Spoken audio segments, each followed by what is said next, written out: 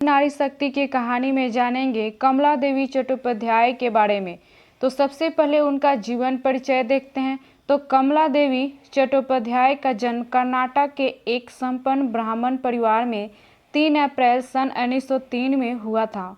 उन्होंने मंगोल तथा बाद में लंदन के अर्थशास्त्र स्कूल से शिक्षा ग्रहण की। उनकी शादी अत्यंत छोटी अवस्था में हो गई थी तथा स्कूली शिक्षा के दौरान विधवा हो गई थी। बाद में उन्होंने अपनी पसंद के व्यक्ति हरेंद्र नाथ चट्टोपाध्याय से वैवाहिक संबंध जोड़ दिया। कमला देवी ने अपने पति के साथ व्यापक रूप से यात्राएं की। वे एक सामाजिक कार्यकर्ता और कला और साहित्य के समर्थक थीं। महिला आंदोलन में योगदान इनका। प्रकृति की दीवानी कमला देवी ने ऑल इंडिया वीमेंस कॉन्फ्रेंस की स्थापना की। ये बहुत दिलेर थी और पहली ऐसी भारतीय महिला थी जिन्होंने 1920 के दशक में खुले राजनीतिक चुनाव में खड़े होने का साहस जुटाया था, वह भी ऐसे समय में जब बहुसंख्यक भारतीय महिलाओं को आज़ादी शब्द का अर्थ भी नहीं मालूम था। ये कमला देवी चट्टोपाध्याय पहली महिला थी जिनको आज़ादी के आंदोलन के लिए जेल में डाला गया। भारत जब अंग्रेजों के अधीन था तब एक महिला उठी और उन्होंने अंग्रेजों के खिलाफ आज़ादी के आंदोलन में भाग लिया। उन्होंने आंदोलन के लिए न सिर्फ धन इकट्ठा किया बल्कि उसे जोर शोर से भाग भी लिया। उनकी इस हरकत से अंग्रेजों ने उनको जेल में भी डाल दिया। इस महिला का नाम था कमला देवी चट्टोपाध्याय। वीरता की इनकी कहानी आइए देखते हैं। कमला देवी चट्टोपाध्याय जब विदेश से लौटी तो आज़ादी आंदोलन में एक बार फिर सक्रिय रूप से जुड़ गई। जब भी आज़ादी आंदोलन से जुड़ी महिलाओं का जिक्र होगा, कमला से जुड़ी तमाम कहानियों का जिक्र जरूर होगा। वह बहुत निडर और बहादुर किस्म की महिला थी। उनकी हिम्मत के तमाम किस्से मौजूद हैं। कमला ने खुफिया तरीके से एक योजना बनाई। एक दिन वह अपने साथियों के साथ बम्बई स्टॉक एक्सचेंज में धड़धड़ाते हुए घुस गई। 1 घंटे से भी कम वक्त में नमक की छोटी छोटी पुड़िया बनाकर बेच आई। यह काम उन्होंने बड़े झटपट तरीके से कर डाला और नमक की पुड़िया बेचकर 40,000 रुपये इकट्ठा कर लिए। वहाँ लोगों की भारी भीड़ थी। लोग आज़ादी आंदोलन के नारे, महात्मा गांधी की जयकारे लगाते रहे। नमक हाथों हाथ उठ गया। जब तक इस गैर कानूनी कार्य की बात बाहर फैलती, कमला अपना काम पूरा कर चुकी थी। मकसद था आंदोलन के लिए खर्च इकट्ठा करना और विरोध दर्ज कराना। ये दोनों काम कमला ने बखूबी कर दिखाया। उस नमक को उन्होंने नाम दिया फ्रीडम सॉल्ट। फ्रीडम सॉल्ट की चर्चा फैल गई। आखिर पुलिस को खबर हुई और उसने कमला को गिरफ्तार कर लिया। उन्हें जब मजिस्ट्रेट के सामने पेश किया गया, वहां पुलिस ने उनके जुर्म के बारे में विस्तार से बताया। उन्होंने फ्रीडम सॉल्ट की पूरी कहानी को बेहिचक स्वीकार कर लिया। मजिस्ट्रेट विस्मय में डूब उस 27 साल की साहसी महिला को आंखें फाड़ कर देखता रहा। कमला सजा के लिए मानसिक रूप से तैयार थी। उन्हें एहसास था कि हुकूमत उनके साथ क्या कर सकती है, फिर भी किसी तरह के डर या पश्चाताप का लेस मात्र भी उनके चेहरे पर नहीं था।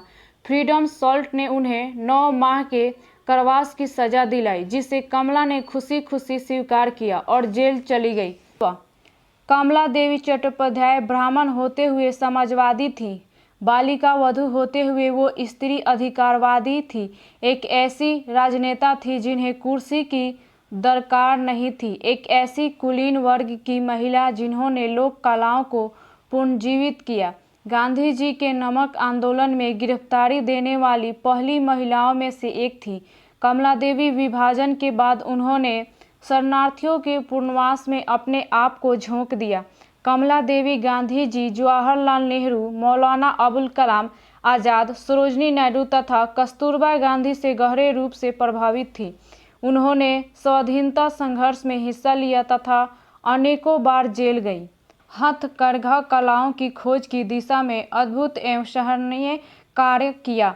कमला चट्टोपाध्याय पहली भारतीय महिला थी जिन्होंने हथकरघा और हस्तशिल्प को न केवल राष्ट्रीय बल्कि अंतर्राष्ट्रीय स्तर पर पहचान दिलाई।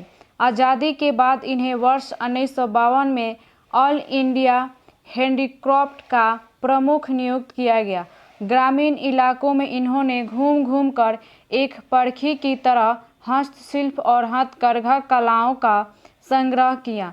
इन्होंने देश के बुनकरों के लिए जिस शिद्दत के साथ काम किया, उसका असर यह था कि आज ये गांवों में जाती थी तो हस्तशिल्प बुनकर जुलाहे सुनार अपने सिर से पगड़ी उतार कर इनके कदमों में रख देते थे। इसी समुदाय ने इनके अथक और निस्वार्थ माँ के समान सेवा की भावना से प्रेरित होकर इनको हथकरघा माँ का नाम दिया था। देश के प्रमुख सांस्कृतिक और आर्थिक संस्थानों की स्थापना में योगदान।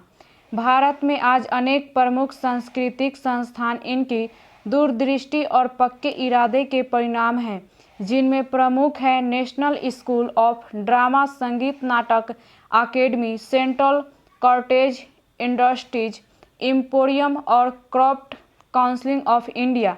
इन्होंने हस्तशिल्प को ऑपरेटिव आंदोलन के बढ़ावा देकर भारतीय जनता को सामाजिक और सम्मान और पुरस्कार।